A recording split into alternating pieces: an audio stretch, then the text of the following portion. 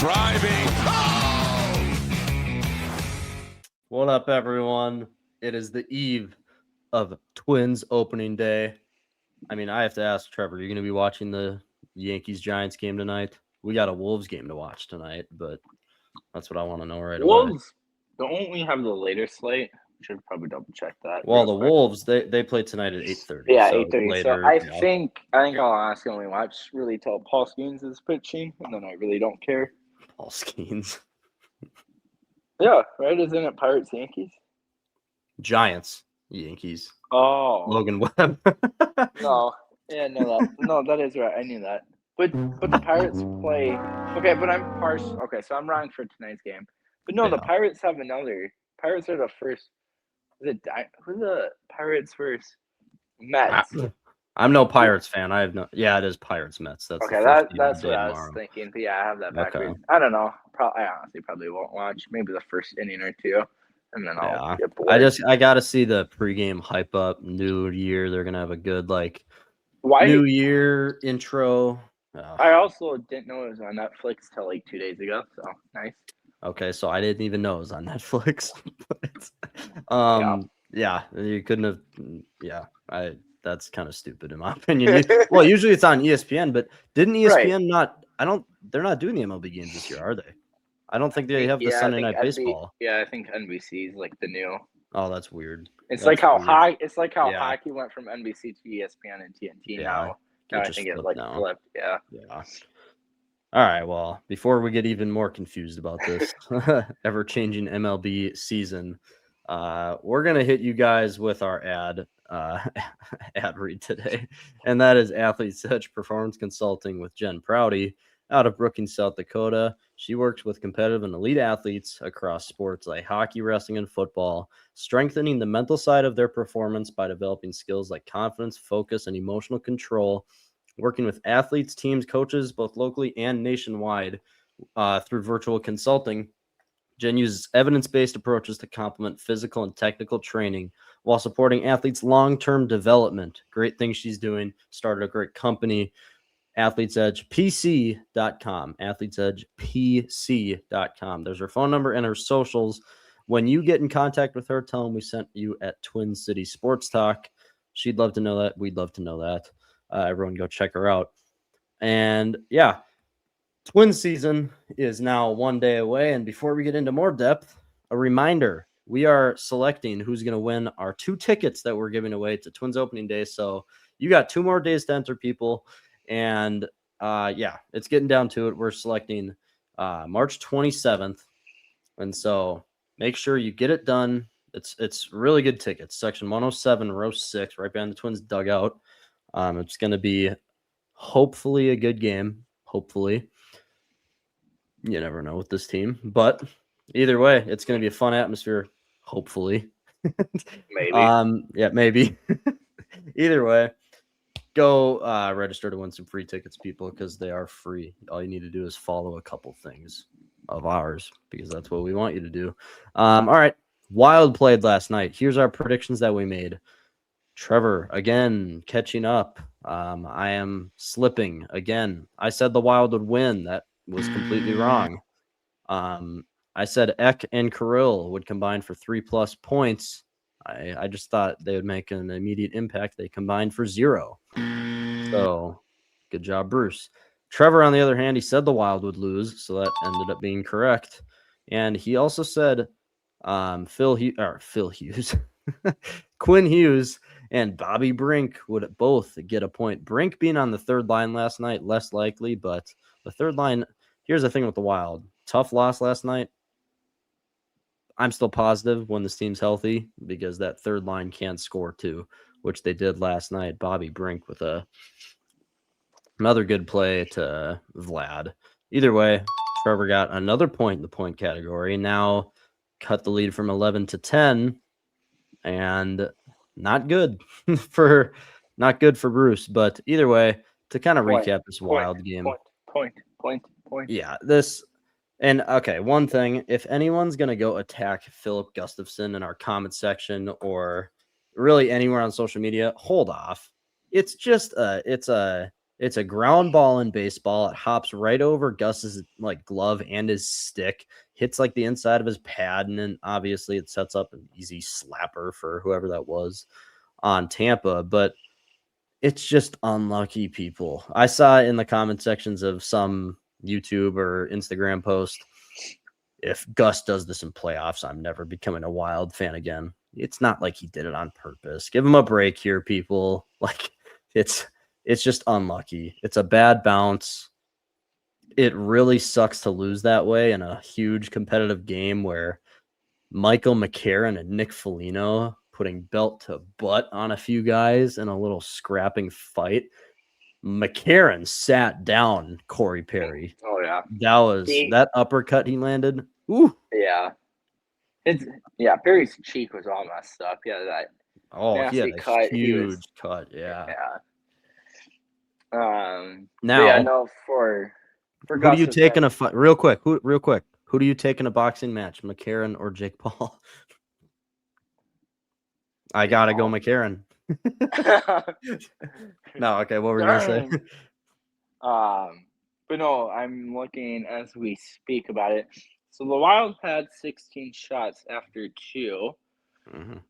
For people wanting to blame Gustafson, but we had 16 shots. Yeah, it was 18-16 in shots. Tampa had 2 more than us going into that third.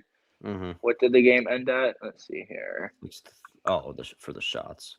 Yeah, my point being is, I said 18, right? Or no, 16. They had 24 shots on goal to our 23.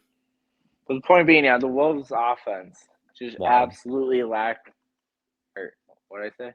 You said Wolves. Wolves, Wild, same thing. Same thing. No, the team just was flat in that third. No urgency. Way too passive. So yeah. Well, it's been all year kind of. The Wild have gotten lead, and they really have no urgency after that on the forecheck. Even just getting good offensive sets in the zone. Yeah, there's no urgency on offense when they. And then for power play sake, so you picked up Bobby Brink because you didn't have enough right shot forwards. We're still rolling with the 5 lefty shot power play unit 1, which is just beyond stupid. Zuccarello can easily be swapped with Bobby Brink. Mm-hmm. Which you and I talked about last night. Eddie Olczyk, he was like talking crap about the Wild and the staff for rolling out all these. He's like, this power play is way too predictable. They have right shot guys that could be up here. I don't get why they're not evening out the ice a little bit. Eddie, we don't know either. Yeah, no, so Hartman's a right-hand shot, except he plays the Eriksson Ek role on the second line where he's going to be running front screening. And then Bobby Brink's your only other option for a righty forward. Mm-hmm. And so, yeah, it's just stupid how Bobby Brink, at least give it a look right before playoffs. See if you've got something. I just hate the fact that the Wild, you're on the power play. Most teams will line up, your forwards to be on your one-time side. Yeah. Zuccarello being a pass-first guy in a power play, passing is important to set up the shot. Mm-hmm. But, I don't know. I just don't get it. Because I really felt like when we acquired Bobby Brink that was the main purpose of you needed depth as just a right shot forward. Yeah. And he would fit in. You would think, well, Zuccarello would fit in fine on the second. I just don't get it. Well, one positive thing last night, but here's the thing. It doesn't even matter anymore. It really only would have mattered if the Wild won last night. The Stars are on a 3-game losing streak now. Obviously, one of those games is an overtime loss to us, which they got a point out of it. But the Stars lost to the Devils last night. If the Wild could have won this game, even if they just brought it to overtime at the very least, you would have been within 3 or 4 points of the Stars. You still have them on the schedule. But now Trevor's been on the train for a while. Now I can officially say that I don't think there's really any chance, unless the Wild win 9 out of their last 11 games and the Stars lose, and one of them having to beat the Stars, obviously, in there. But yeah, the chances now of the Wild getting that 2 seed very less likely, especially with that loss last night. We talked about it in yesterday's episode. Last night was such a huge game because of the fact the Stars are playing the Devils. The Devils are not a bad team. There was always the chance of a loss, which they ended up losing. So Last night could have been a huge momentum swing in the Central Division here. To stick on Trevor's thought of having Zuccarello and too many pass first guys. Every now and then I'll take a 10-second video of something I see. And this is how obvious this play was. I called Trevor after the game last night, or like during the third period, actually right after it happened. And I go, I cannot wait to show this. And he goes, oh, the mojo? He just knew. And so I'm going to pull this up. I'm only, for copyright reasons, I'm playing it one time. Okay, people? And it won't be played again. But either way, this actually, obviously you can rewind, but yeah. This led to the Michael McCarron goal, which obviously got called back because of Bobby Brink's useless cross check on why he did it. He was retaliating because, well, that dude. Oh, there you go. that dude did like interfere with Bobby earlier in that play, and Bobby wanted a little revenge here, so we went and cross checked him. Stupid. Can't do that. But either way, this play, it's McCarron and Mojo. This was right before that goal. McCarron has it, shoves it across ice. Mojo, perfect pass, receives it easily. Vasilevsky was a little bit late getting over here. Mojo, when he got the puck on his stick, he had almost the entire net right there. Easily. Anyone in the league is like, oh, you're shooting that. I don't even care if you make good contact on a slapper. The chances of it going in are pretty high. And you'll see what I mean here, people. Again, like Trevor just said, you can rewind if you want. I'm playing it one time. But here we go. Right here. Let's look at this real quick. And no shot. I cannot. And then what he expected Faber to do there? Look at this. This is after he passed it. The puck is not. The puck looks weird here. It looks like a little stick on the ice. But either way, you people see where the puck is right now. This was after Mojo tried passing it back. He already got the puck on his. Look where Vasilevsky is. If he shoots this puck, I wonder how much of it just Mojo had it in his hand that it's Vasilevsky, right? Oh, he's gonna stop it. It's like, well, you can't score if you don't shoot. Exactly. And here, I flame me all in the comments I want, because, like, yeah, they still scored a goal or got a chance off of this, but this is unnegotiable. Look at the net. You have the entire net right there, and this was after it hit his stick and he passed it back. Vasilevsky was a little late. I honestly wonder if how many players in the Wild or just in NHL sake could probably be a lot more likely for younger player guys. Mm-hmm. But I always think majority of players they want to be selfless, right? They want to be such a great team player that sometimes obviously you're just hurting your team by playing it too safe, or not being too safe. You're just being too nice. Yeah. That I wonder if like players would play like the NHL game, whether they do threes, franchise mode, my career, whatever. Because in video games, you're shooting the puck. I mean, not that you're not going to pass, but they might learn something. How many times have me and you in threes? It's setting up the 1T, or we have a 2-on-1, and if the defender's playing off the pass, we're not going to try sauce or passing it over to you or I, right? We're literally just shooting. If anything, shoot low blocker and maybe get a rebound opportunity. Like if you're not here's the worst one, and that's how bad it was. Trevor, I call him, he's like, it's Mojo, isn't it? I'm like, yeah, it is. And I can't wait to show it on this podcast. Yeah, either way. But okay, I will say there's one guy we've talked about Zuccarello. We've talked about Mojo now. But the one guy that is doing it maybe the most, Kirill Kaprizov. Yeah. The highest paid player in NHL history. He can do anything with the puck. He's not showing that because, one, Kirill is trying to pass in every single situation he can. Kirill Kaprizov, how many shots on goal do you think he should have? Me, realistically, I think he should have 6 to 8 shots every game on net.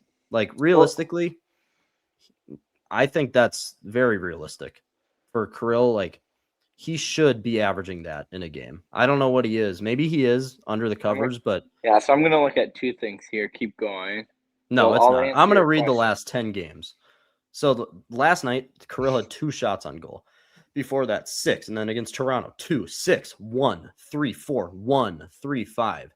The highest paid player in NHL history needs to be having 6 to 8 shots a night. And Kirill Kaprizov can shove it over any goalie's shoulder. He could he could Michigan it. I know he can. That's really any NHL player, so that's not even a valid point. But Kirill, and the other thing too is Kirill is so pass happy that he's trying. There was multiple times last night that were blatant turnovers where he tries this no-look pass where he's on the boards on like the top of the screen for TV watchers. And then there's like Bobby Brink on the very bottom of the screen on the other glass. Kirill's trying these like no-look passes where he's trying to chuck it across ice through traffic. No, there was multiple times last night in the last half of the season where it's getting blatantly just intercepted. Easy chances for the other team. I cannot have this going into the playoffs because I already deal with it enough with Zuccarello. Zuccarello can do that. He can do it. I'm fine with it because that's just been his whole career. Kirill Kaprizov has been good with the puck. Obviously, he's been a good shooter. He's been a good passer. But this year, his passing is going way too high. He's dug himself way too much into it. He needs to be shooting the puck more. Simply, it's like they're just relying on Matt Boldy to do it. Boldy, he takes a shot whenever he can, really. And that's what you need to be doing. Boldy just scored a few games ago where he shot through the dude's legs. He's been so aggressive too because he's like figuring out with his body size how being a great power forward where he's like driving the net using the size and puck handling or stick handling ability to create good opportunities. Drive middle of the net. Yeah, he uses his body, but. Kirill, figure this out. It drives me nuts watching him play sometimes. Like, actually, the Wild in that second power play, that goal they scored last night, they started the second line, and then the second line scored in the first 20 seconds of the power play. At least the second line gets shots on the net. I mean, that's a winning recipe right there. That's why they scored. Yeah, a little bit of luck, right? Because it didn't go off like someone skating in. Yeah, it went off, but they got it. But that happens, that's the point. Yeah, so shoot the puck, see what happens. Mm-hmm. And here's the thing: we had this conversation right when Quinn Hughes got traded. Here is who takes this facilitator role and who takes this quarterback role. I could say over the first line. Is it Quinn or is it Kirill? Right now, it's still both of them. Quinn is so good at controlling the puck. Kirill is too. But I need Kirill taking the shots and getting in the slot and getting one-timer ready all the time. Kirill's trying to possess the puck too much. Quinn is doing it, but that's what I want. I want Quinn doing that. I want that to be his job. And Kirill go find other opportunities a little bit. Yeah, in a perfect world, you would want Quinn to probably be able to skate the puck in or try getting it in, and then eventually feeding Kaprizov on the shots. But so many teams are going to hone in on him. I mean, think of Radish's goal. The Wild were over committed. They collapsed way too much, and then Radish made the smart play. And he was right at the top of the face-off circle, and I mean, it's just a beauty of a shot. And the pass was, it was a bad pass from Kucherov, right? Because he had to stop it with the skate and just stop the puck, and then he just ripped just a slap shot and a perfect shot. But perfect world you'd feed Quinn Hughes. But anyone can score on that line. Wait, this is the biggest reason I want Zuccarello on the other line, because if you take away Kirill, and then it's always gonna be hard getting Eck in the play because he's either in the center, middle of the ice, or he's right in front of the goalie playing. Where he's screening the goalie. So then you could feed Boldy. That leaves you Boldy if Quinn Hughes is looking for the test. Whatever it is. There's not enough shooting. Yeah, but then again, this goes right back to our too many lefty debates, because the reason why Kirill can't get open for these one-timers is because there's one side of the ice these power plays have to defend. It's that simple. First of all, you don't get as many opportunities as a whole on your power play because you just can't move the puck around. When that puck goes to the left side, which is obviously where the righties would be shooting, they're not going to take a shot. You can sink in as a defense, as the PK unit, and just absorb the shot after they control the puck for a little bit and play the pass. They're never going to take a shot, and usually it's Zuccarello playing on that side. So is he going to take a shot? Never. This is what really hurts is, like Kirill, the chances just diminish just because of this lefty debate. So everything could just go right back to that. But anyway, that bone-rattling loss last night for the Wild. They'll come back. They played well for most of the game. And then once they got a 3-1 lead, they kind of went into their own shell. Either way, real quickly, we are going to be making Twins-Orioles predictions because the series starts tomorrow, people. We're going to get a little bit back on track, but that's for later. Right now, before we get to all of our MLB Twins talk, we're going to make our T-Wolves predictions real quick tonight. This is a bigger game than what we're giving credit for. We're kind of just brushing past it, kind of because MLB opening day is here tomorrow. But this is basically, and the West in the NBA is such a cluster, seeds 3 through 6. We've already talked about that a lot, but this game, the Rockets are 43-28. The T-Wolves are 44-28. Whoever wins this takes sole position of the 5 seed. I know the Wolves are 5 right now. The Rockets are 6, but the Wolves will be an extra game and a half up on the Rockets in the 5 seed. So tonight's a big game. Any game against these 3 through 6 teams is a huge one. So huge game tonight for the Wolves. I don't think there's really any injury changes. Ant is still out, right? Is Io? Yeah, I'm double checking right now. So Io's questionable. That's not good. Yeah, Io is questionable with that was it the calf injury? Yeah, right? as of yesterday, Edwards still limited to individual work, so he won't play. Mhm. Io questionable for right calf soreness. Okay. Yeah. Well, I'm just gonna jump right into my prediction real quick. I got the Wolves losing tonight because I knew Ant was out, and I was wondering about Io. Io's been playing very well with Ant being out, and with him being out, kind of your point guard facilitator for the time being. With Ant being out, he's really carried this team a lot on his back, scoring double-digit points, almost 20 each game. Ant's been out. Io's been great. I don't see the Wolves having that same fight tonight. Wolves lose. I'll say 112-104. And what I'm going to say is I'm going to say Sengun on the Rockets will have 20 plus. And I'm going to say Randall will have 20 plus. So both of them. It's a parlay here. There we go. All right, Trevor. Cool. I'm gonna have the Wolves winning. There we go. Nice. I'm gonna go. That's what I'm talking about. I think of a smart score here. I'm gonna go with the Wolves 112 to 108. 108. Yeah, 112, 108. Okay. And then prediction. Got to cook up a good one. Trevor's got to get another point here on me. Yes. I'm not wishing you luck or anything. I'm just saying you got to do it. This game is in Minnesota tonight.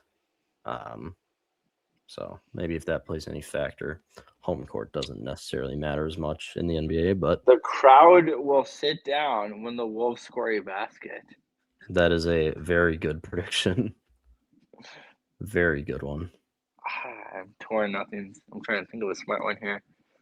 I'm gonna go Bones Highland. Okay. With double digit. Oh yeah, never mind. That's gonna be not the greatest. Do a parlay then, like Highland. You give me the line for points for 14 and a half. I'll go over 14.5. 0.52. All right. 8-7. There we go. There's our Wolves prediction. Now we're gonna get into more Twins based stuff because, like I've said already many times, it's Twin season, baby. I can't wait. I cannot wait. We are going to be doing a bunch of predictions here, MLB wide and Twins local stuff here. To start it off, I got to get our thing on the screen here. All right, Twins season predictions. First thing, we're going to be doing 6 things here. I'll name them off. Each division winner, AL Central Division in order, and then our World Series matchup and winner for this year, and then more Twins stuff. Twins record, who will lead the Twins in home runs, and then the Twins breakout star. We'll quantify that in a bit. Either way, we got a lot to get to. We'll try to go a little fast, not big explanations for everything we say, but I'll start us off here with my division winners. I'll just start us off. I'm going to get the obvious one. Well, I guess it's not obvious. There's a few other good teams, but the Dodgers will win the NL West. Padres could be competitive. The Diamondbacks. It's just, it won't matter. I'm sorry, people. It won't. But Dodgers. And then I'm going to go over to the East in the National League. I got the Phillies. I got the Phillies taking the East. All right. And the East is kind of a toss-up too. The Mets, for the 7th, 8th year in a row, have a division clinching winning roster / team. They just can't seem to do it. So until they can do it, I'm not going to bet on the Mets to win the division. The Braves could sneak in there too. Still a decent roster over there. Maybe Byron Buxton by trade deadline. We'll see. Either way, Phillies win the East. And then I'm going to go over to the AL East, where this is the best division in baseball, undoubtedly. The Orioles, they reloaded with Pete Alonso and pitching help all over. The Blue Jays, young core too. Yeah, exactly. The Blue Jays just made the World Series. The Yankees, they're the Yankees. They spend. And then I'm forgetting the last one. The Rays, the Rays are actually a decent team still too, but they'll probably be around 500. I'm just completely. Oh, the Red Sox. Yeah, the Red Sox are going to be good. A young core mixed with a good veteran presence. The Red Sox could compete for the division. Best division in the game. Yeah, I hate saying it. I still have the Yankees winning the division. I think the Blue Jays are in for a little bit of a fall off. I don't think the Orioles are necessarily there yet with the starting staff they have. I was going to say, that division could be very insane. Oh, my gosh. It's going to be 4 teams with a winning record for sure. And the Rays always have the pitching. Junior Camarino. They have the assets to have a winning record too. Yeah. That division is a cluster of very good baseball teams. NFC North. Yeah, it really is. Of baseball. Yeah.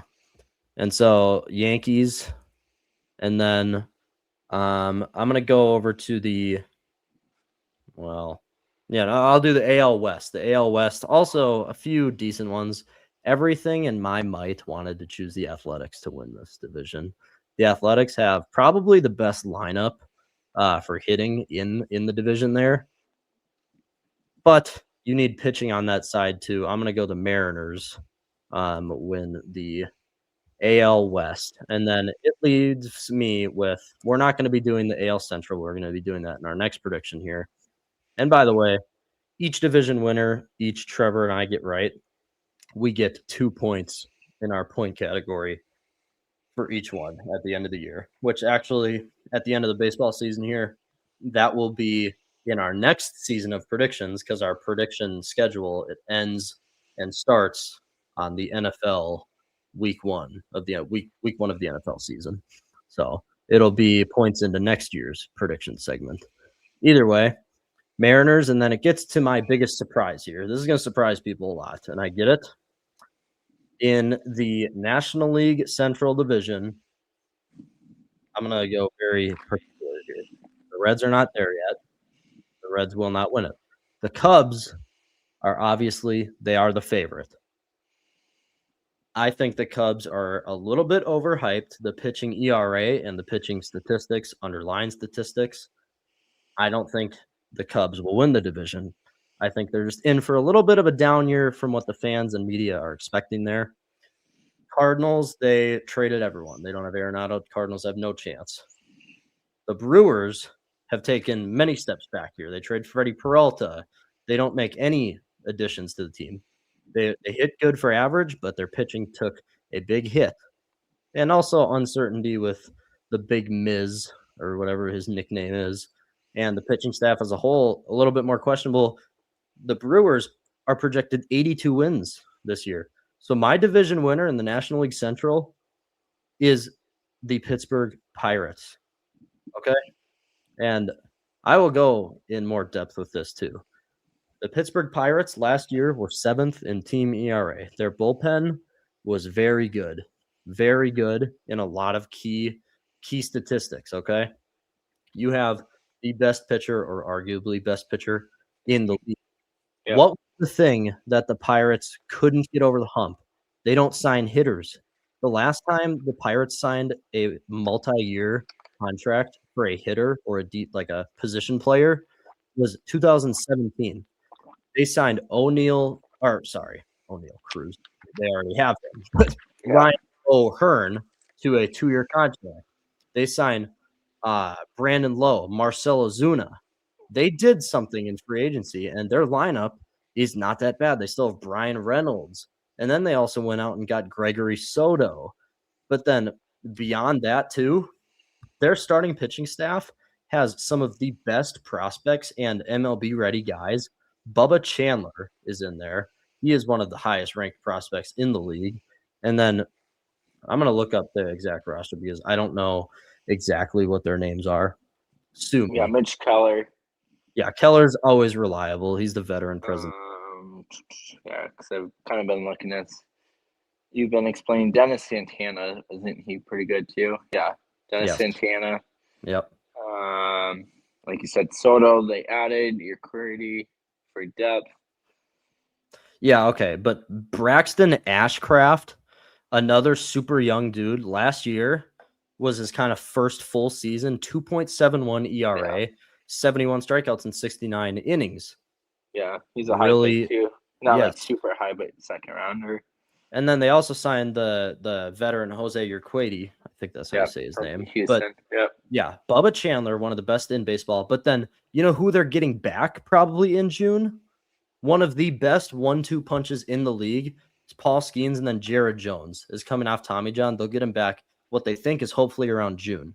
Jared Jones off the 60-day IL. He can pump 100 on his fastball.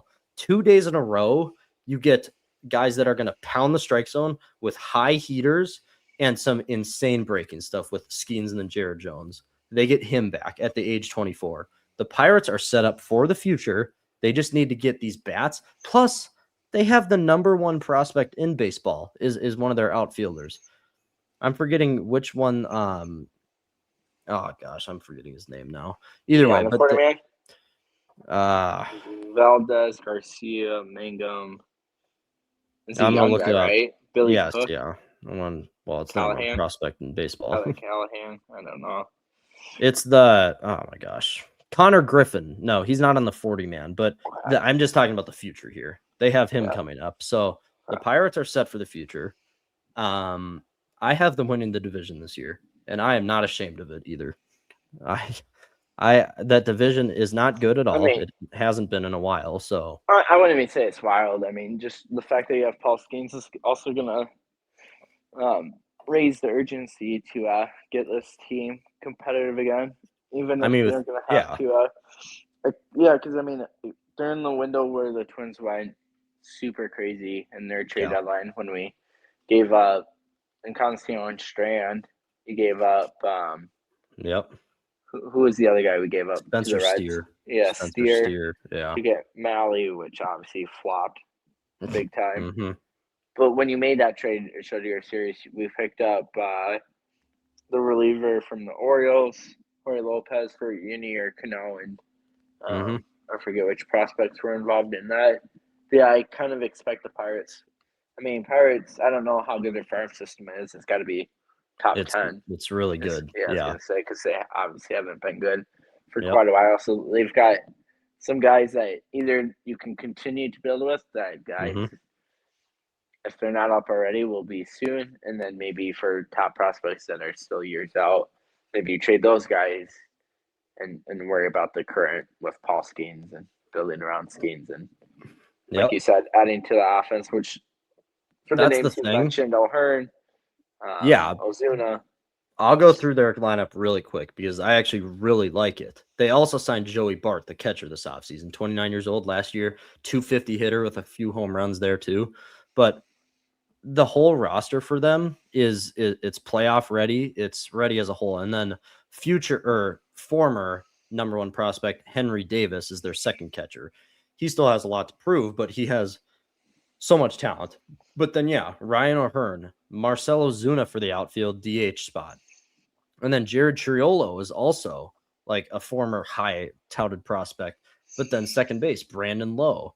And then, third base, you have Brian Reynolds for the outfield too. And they also signed, I forget where Jake Mangum played for. He was a fringe guy, but he has a good bat, just horrible defense. But then you still have, I already said his name. What is his name? O'Neal Cruz for center. It's a bunch of proven guys with O'Neal Cruz in the core that they already had. Yeah, there's my division winners. Pirates being obviously the most spicy one. Yeah, and the one thing too with take Joey Bart. A lot of people forget he was a second overall pick. Exactly. He hasn't lived up to that, but I mean, if he can be a late bloomer, because he's 29, but 29 isn't old for me in baseball. As long as he's been healthy. I don't know medically. I think Bart's been healthy for the most part. He's been healthy. Yep. Bruce, you would know more than me, but yeah, assuming he's been healthy, it sounds like he has been. At least nothing major. 29 is not old for baseball. I mean, how many times? I mean, there's plenty of still great talent.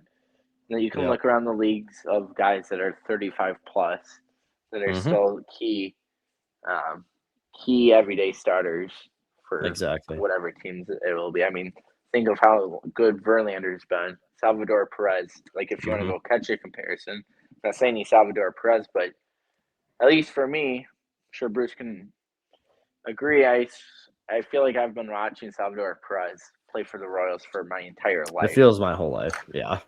From childhood all the way up to now. So, Pirates got a lot of intriguing options. I'm sure they'll be extremely aggressive come deadline unless they just flop. But, I mean, it looks like they've got a competitive team on roster, and they'll probably only continue to add to it. So, I don't even say it's wild. Like you said, it's kind of a weak NL Central. Both Centrals, really. Are kind of weak as we'll get It was into. last year. It was the year before. Yeah. All right. Your division winners. Yeah. Sweet. All right. Well, I won't go as in depth because Bruce knows a little bit more of baseball than me. Like, I know every team's core players, but when we're talking younger guys, Bruce is going to know more. For the AL East, kind of touched on it already. It's going to be a gauntlet. I expect every team to be good. I think Rays will finish last, but they'll easily. I think the Rays, out of every team that'll finish fifth in their division, they'll easily be the most wins.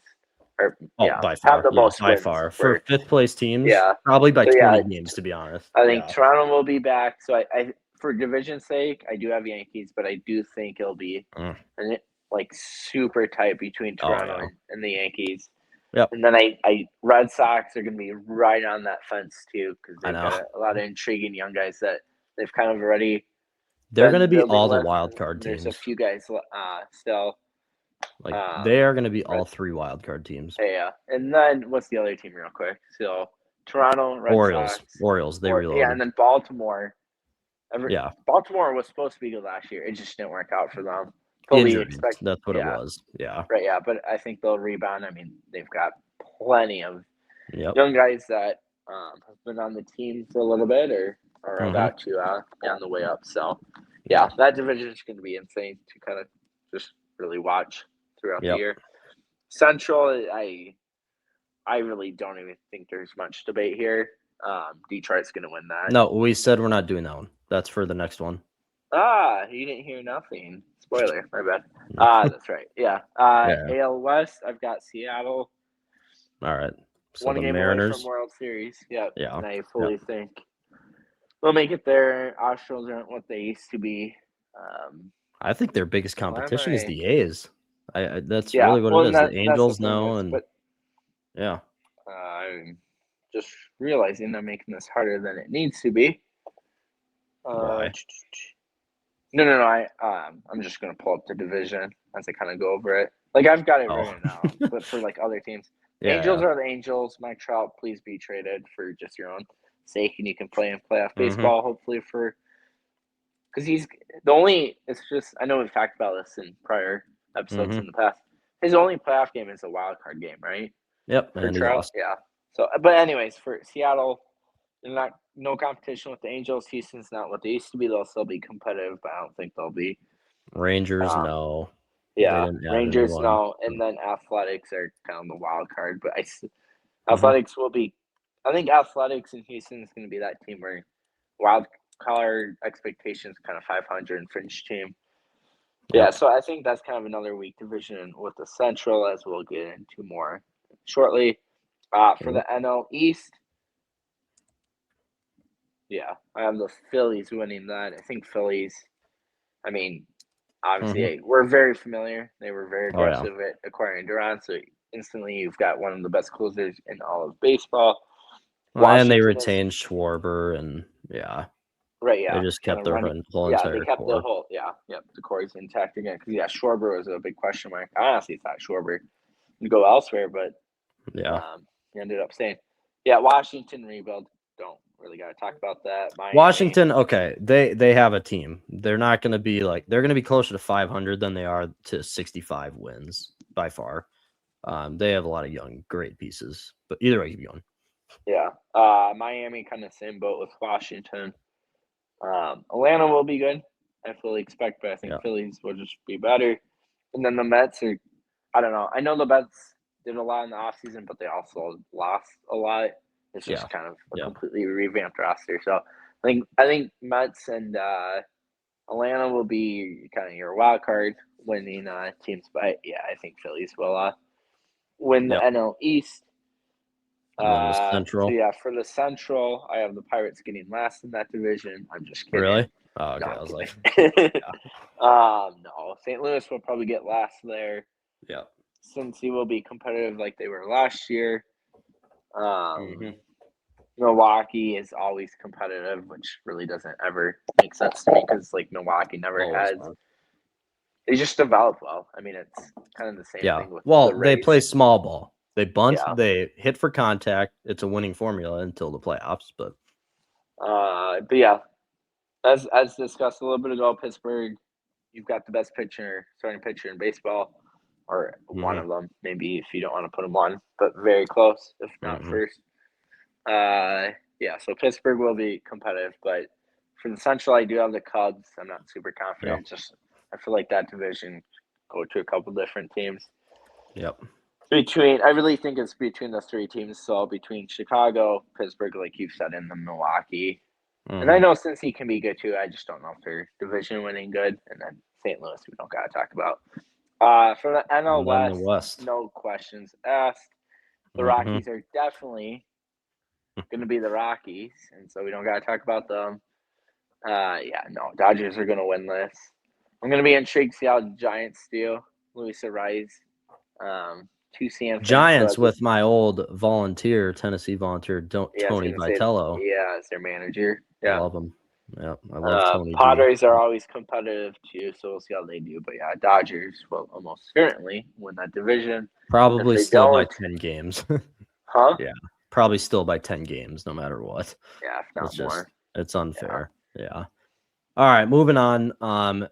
We saved the AL Central because these are the teams we know best, really. And we're going to be going 1 through 5. Who's going to win it? So we'll kind of agree, or not agree, but we'll just go one by one here. Yeah. Who's your number one? I think it's going to be the same as mine. Detroit Tigers.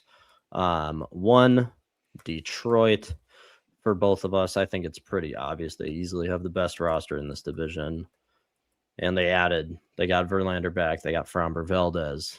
So there's not a lot to it. All right, Trev, who's your number 2 in the division? I got Kansas City. All right, so I also have the Royals at 2.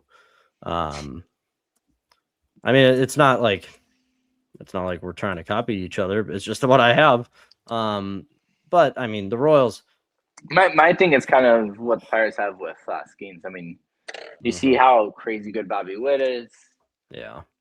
Pasquantino had a great World Baseball WBC. Classic, so maybe you know that momentum leads to a great year for him. But besides Witt, Salvador Perez is the other thing. I don't know like how many more years this could maybe be his final year. I haven't really paid attention. Maybe he still thinks he's got a couple years in him. But regardless, his time's taken for him. So you've got your superstar, your stud for years to come with Witt. Yep. And then for everything Salvador Perez has done for that Royals team. Pitching is kind of intriguing. You got Cole Reagans, Lugo. I'm trying to think who's all on that team. I'm trying to name off that core. But regardless, Kansas City's got some nice pieces. Weaker division, some question marks, especially with Minnesota, Cleveland. White Sox are probably still in another rebuild year. So yeah, you can't mention the Royals without mentioning Jack Caglione too, former high prospect, huge power hitter. He's gonna have a full year with them. What country did he play for? Was it Israel? I think it was. Yeah, I don't think it was any obviously big country, but yeah. The thing that with the Royals is their starting pitching depth. I actually take like the Twins over it, to be honest. It's Reagan's but Lugo is aging. He's old. He had a bad year last year. But other than that, Michael Wacha, the veteran. Oh, Lorenzen, right? No, he's on crazy. He's on the Rockies, I think now. Okay. Either way, we still both have the Royals in second, so bada bing, bada boom. Number 3. Wacha too is up there in age, like you said with Lugo. So yeah, there is some question marks too. That's true. But yeah, keep going. Who's your 3? I have Guardians. Our first disagreement. Which Guardians and Twins? I've got White Sox 5. If you want to finish mine, I mean, okay, I'll finish yours. Yeah. But my point being is between Guardians and Twins, I could literally see them flip flopping. But I think win totals will be like darn like identical or pretty bang bang. Yeah. So my third is Twins. And I'm not. We've talked enough about the Twins. I will talk more about them here, but yeah, mine goes Twins, Guardians. It's just going to be fun seeing the Guardians below us. I don't even care if we're in third place, but either way, the Guardians. My problem with them. Maybe people will disagree with us on that because you're saying like you find it even close to us, like just kind of flip-flopping the two. Yeah. The Guardians are relying on so many variables, just like we are, but it's in a different sense. We're relying on guys who have been in the major leagues and have to prove themselves again. Larnach, Wallner, Brooks Lee, all these guys, and James Outman, like all the guys that have been in for 2 years and really have to get the resurgence back. The Guardians, it's so many prospects that if they want to compete for a wild card or the playoffs or the division, their pitching depth is nowhere. They signed Anderson from the Rays, but that was really their only, except for they did get Rhys Hoskins, but Rhys really hasn't been the same as he was back at the end of the 2010s and the early 2020s. But the Guardians are just relying on so many up and coming prospects for them. It's not like I can't trust that if I'm them. I can't. I really can't. They are kind of like the Twins. They have Jose Ramirez and then Steven Kwan, but Kwan had a bad year last year for his standard. I think he only hit like 280, 270. Let's take a look here because I am on their Jose roster. Ramirez, the best third baseman in the league, in my opinion. I feel like it's. I didn't realize they got Rhys Hoskins. I just said that. Oh, sorry. I'm just kind of skimming through that roster as you're talking. My bad. Yeah. Either way, a lot of prospects that they are going to need to make like a huge, drastic step up if they want to compete. I don't trust it. Their pitching depth is weak. It's like the Twins. You have Byron Buxton. That's like their Jose Ramirez. And then they have that secondary guy that needs to continue being good, Steven Kwan. Kind of like Joe Ryan, Royce Lewis, like both teams have these top players, but They don't have the roster. They just don't. So I have the Twins 3. And this is a Twins show, so I got to throw my little sauce in there. Either way, Guardians 4 and then White Sox 5. But the White Sox have some promising guys, too. If they can play their cards right in a few years, they could be competitive. But either there's that. Next, we're going to be doing our World Series matchup and winner. I'll start us off real quick. You can't talk about World Series without including the Dodgers. And can you not? say hello to a 2027 lockout when this does happen. When the Dodgers, they will be playing the Mariners. I think the Mariners can make it over the hump. That they stumbled upon the Blue Jays last year, barely missed out. The Mariners have the pitching depth, the lineup. But when you talk about a World Series with the Dodgers in it, say hello to the lockout in 2027 when the Dodgers win the World Series. I think they're going to compete. I have a feeling Trevor's going to be going in pretty much the same direction here. Maybe a different opponent, though. So, Trevor, shoot. I'll just put Dodgers. Yeah. I was torn, so we're on the same page, too. I'm 50-50 between the Yankees and Mariners. That's exactly where I was at. Since you went Mariners, I'll go Yankees. Yeah, literally like rematch. The two most hated teams by at least me. I'm sure by you far and I. from the nation. Yes. Because if you're a Twins fan, because I would say our biggest rival is the Yankees over any AL Central team. I know isn't technically ours supposed to be Chicago, but either we've sucked when they're good or we've been good, but then Chicago sucks. There was 2020 and 2021 where we were pretty good winning divisions, and the White Sox, they had Lucas Giolito and Tim Anderson in his prime. But so I'll go Giants versus Dodgers, Yankees. Who wins it though? I wonder. All right, Dodgers win in both of ours, and you know what? I'll just put 2027 lockout in parentheses next to it because it will happen, people. It will happen. All right, we're gonna get to our team stuff now. Let's do this one pretty quick here. Twins record, just simply, and to memorize these points here. If we get a perfect record for this year, we get 15 points in the point category. I don't know what the actual odds of that are. Insanely low, but I'm going 60. Okay, yeah, go ahead. 65 and 117. That is not mathin'. Do you mean 107? Nah, your math is so off there. It's so far off. It's 97. Oh, yeah. Okay.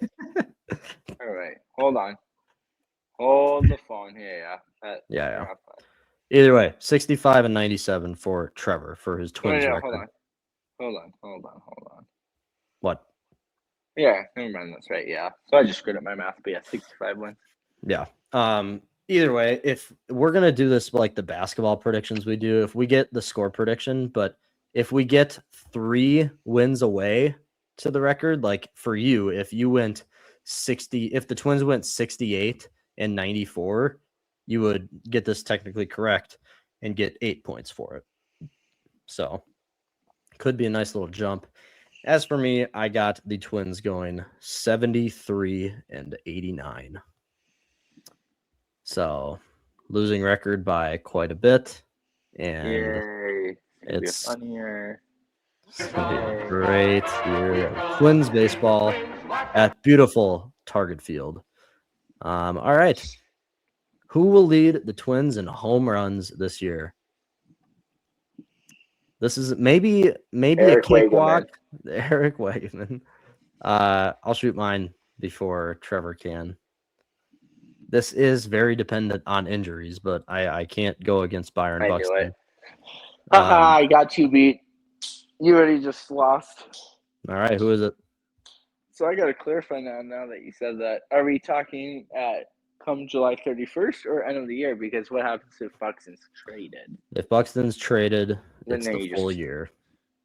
Well, okay, you know what? Yeah, I was gonna say, how hey, does we that can work, say, though? all right, if Do you just get super trade, unlucky?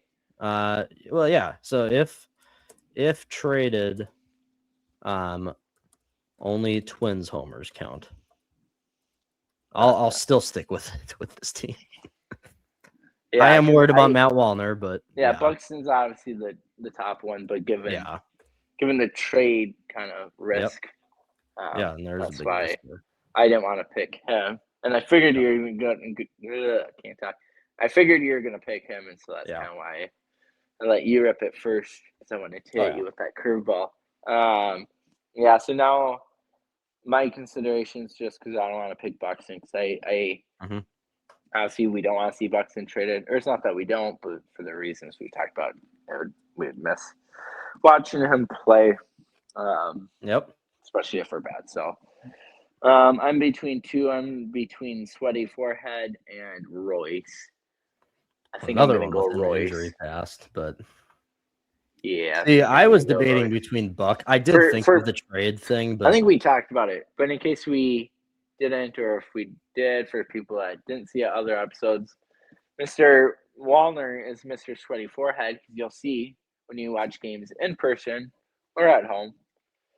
Watch how many times and make sure to count. Bruce, we should really just for giggles, we should keep a season count. Well, yeah, we should see maybe season count. That's pretty aggressive. Season count of how many times we'll see Wallner takes the helmet off, does his comment, wipe the forehead. Anyways, yeah, I'm gonna go Royce here, just because I trust his overall hitting ability a little bit more than Wallner. Yeah, I was between Buck and Wallner because I did think of the trade aspect of it, but Wallner, it's just he puts the bat to ball. It's going to go a long way most of the time. So, but that's the issue. He's got to put bat to ball. Either way, yeah, Royce Lewis would be my third pick if I were to choose other than Buck and Wallner. Yeah, like I said, maybe a cakewalk there. There's not really many options to choose from, but both of us chose the most injury-prone guys on the team. So look at us. All right. This is one I'm excited for. Twins breakout star. And to quantify this, because we know that's very vague right away, to quantify it, we're going to do both a hitter and a pitcher, okay? To qualify as a breakout star as a hitter, we're saying your average needs to go up 30 points from last year. I don't care if you're Luke Keyshaw and you hit 302, but it was only 49 games. I don't care. It's your average from last year, okay? Last year's average, you need to go up 30 points from there and also have to have more home runs. The only thing for pitchers is that your ERA has to improve by 0.50. That's the only quantify thing that we're going to do for pitchers, not like because pitchers can be useful if they're not getting strikeouts and stuff and all of the metrics there. So ERA needs to improve by 50 points. As for me, I've talked to him about, I'm just going to name my pitcher right away, and then you can name your pitcher. Trevor knows where I'm going with this. I think a lot of people would if they've watched this show a lot. I'm going Mick Abel. He earned his spot this spring. I forget what his strikeout to walk ratio was this spring, but ERA is going to look good this season. He has the stuff.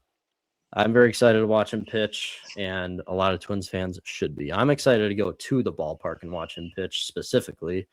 But yeah, Mick Abel is my pitcher. Trevor. And then just clarifying, we are doing one of each, right? Pitcher and batter. Yep. Yeah, so I'm going to go Taj Bradley. Taj Bradley.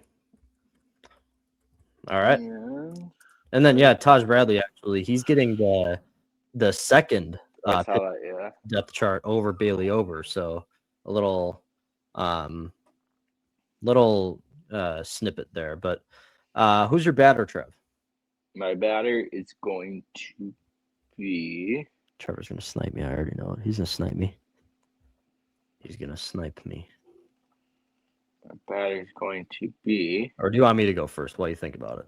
Well, no. Let me go first. Jeez. Okay. I'm done. All right. I'm done, mister. All right. Relax. Everything if you snipe me, though, I'm not going to be happy. That'd be tough. I'll go Wallner. You'll go Wallner. Okay, see, this is what I was really thinking about. Yeah, Trevor goes Matt Wallner. It shouldn't be that hard to hit because he hit 202 last year. It shouldn't be that hard to hit 232. And how many homers did he have last year? 22. I think only one. One homer. He only needs 2. 22, yeah. So he needs 23 for this to count for Trevor. And if we are right about this, we each get 3 points for each one. My hitter, Brooks Lee. We've talked about a lot. I think Brooks is just going to be coming in this year more comfortable. He has his shortstop position locked up. There's a little bit of pressure with the guys in the minor leagues that we've talked about. Kalen Culpepper, Merrick Houston. They're going to work their way up very fast, especially Kalen Culpepper. But Brooks Lee is a star defensively. The bat, he tore up in the minors every year that he was in the minor league system for us. In the major leagues now, last year he hit 232. So and this is maybe a bit of a tall task, but this is what being a breakout star would mean. Brooks Lee goes from 232 to 262. And I'd be very happy with that. I think that is exactly where he should be. As a switch hitter, he always gets the advantage at the plate. That's where he should be at, just simply. It's not like that's a shocker to anyone, or it should be, or it would or could be. It's just where he should be at for the top prospect player that he was. Yeah. All right, there's our season predictions. Before we end this episode, we're getting back to our first series prediction of the year. Twins, Orioles starting tomorrow. People, get your popcorn ready for a absolute barn burner of a year that's starting tomorrow for the Twins. I'm just going to name the pitching matchups. Obviously, we don't know the lineups. We can guess if we wanted to, but opening day, it's Joe Ryan, obviously. Trevor Rogers on the mound for the Orioles, which Trevor Rogers has always been reliable. He's really worked his way up. He's a tall left-hander. So you're going to get a very, very right-handed lineup from the Twins. Buxton leading off, Keyshaw, Royce Lewis, probably the 1, 2, and 3 interchangeable which spots. But it's going to be interesting there. And then the Twins obviously have their every year they have the day off after. And then on Saturday, like we just hinted at, Taj Bradley's getting the second start in the year over Bailey Ober, which interesting for sure. But he's going to be facing the veteran Kyle Bradish. So Bradish, he's the right-hander, not really big velocity guy, more location. But actually, this is something to note. The last 2 years for Bradish, he's only pitched in 14 games, 2024, 8, and last year only pitched in 6 games. So this is going to be his first big start in a while for the Orioles. And then the third game of the series on Sunday, Bailey Ober versus Shane Baz. So it's all shaping up to be a very fun series here against one high caliber lineup and one semi caliber lineup. Either way, we're going into the year healthy, knock on wood. For now. It's going to be fun. How we're going to do this, though, for predictions for baseball season, we're going to be going just so we have a prediction for each, for our winning column right here, for our record. We're going to be going each game and picking a score for each game and a winner. And then, but as the whole series as a whole, we're just going to be making 2 player predictions. This is going to go for every series this year for Twins baseball. Each series, 2 player/series predictions. Those will go in the point category, obviously. And then if we do get a score prediction, we get 3 points, like hockey. So here we go. Twins game 1. Joe Ryan, Trevor Rogers. I got the Twins losing. No! Lose. How dare you have us lose? Twins lose game 1. The scores, I'm just going to be completely random. I will say, a lefty on the mound, I think this righty lineup can do some damage for sure. I think they really can. No, you know what? The Twins are going to win opening day. Lefty pitcher. The Twins are going to win opening day. Lefty pitcher, they're going to attack him with the righty lineup. Joe Ryan's going to shove. Little faith here. Twins win 5-3. Okay. And then game 2, I'll just shoot mine right away. Game 2, the Twins are going to lose. They're going to lose with Taj Bradley on the round. Nothing against Taj. It's just I think the Orioles will come back stronger.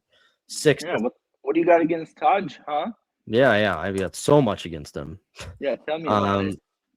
And then game 3, I can't in my right mind have the Twins winning their opening series this year against the Orioles.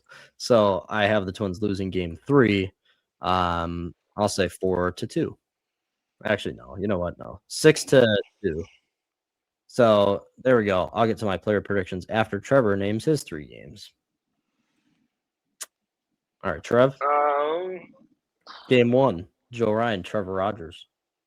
I'm gonna go with Twins lose. Mm-hmm. It's so hard guessing scores for baseball. I know. I'm literally going random. I'm going completely. I will go. I really. We'll go. We lose 4-1. Game 1. Mm-hmm. Game 2, I'll go. I'll be Taj Bradley, Kyle Bradish. All time games. I'm gonna go Twins lose 6-2. Okay. And then game 3, Bailey. I think I can, if I'm remembering correctly. I don't want to go about this. I'm gonna go Twins lose. Twins get swept 7-3. All right. So we both have Bailey over getting a little shelled here. Yep. All right. There's our game predictions. As for player predictions, I'll shoot mine first. My player prediction is that Luke Keyshaw in this series will have 4 hits in 3 games. Tough task. I think he's going to keep on this amazing spring he's been on. Keyshaw, 4 hits. That's one prediction. And then my second prediction for the series, or I could pick a specific game. I think I'm going to say Taj. Oh, shoot. No, I can't do that. I can't. I was going to say Taj Bradley will be like 2 or under strikeouts just because him being on the Rays, the Orioles have seen him a ton before. Or I'm assuming they've seen him a ton before. Either way, I'm not going to do that. I can't do that. I'll say, you know what, this Larnick and Wallner. Whoa. Where's the capitalization and L? Oh, my not important. Boo-hoo. Jeez, you're going to hurt his Larnick and Wallner will have 2 or less hits in these 3 games combined. I'm going so hard against them. I feel bad. But they deserve it. Larnick and Wallner, 2 or less hits whole series. All right. The vibes are already sky high with this team. Go Twins. All right. I'm going to go with first prediction, Josh Bell to have a hit versus Rogers. Okay. And then my second one will be Joe Ryan will have 5 or more strikeouts. Versus Rogers. Okay. And then Joe Ryan 5+, right? Yeah. All right. There we go. Easy does it. We got a Wolves game tonight. And as for our episode tomorrow night, people, I think what we're going to plan on doing is just doing kind of a reaction to the first game of the year, what we're set up for. Nothing too amazing, most likely. But either way, that's what our plan is for tomorrow, people. And we are done here for today. That was a good episode. We got our whole season predictions for the MLB out there in the world now. Everyone, continue the support on YouTube.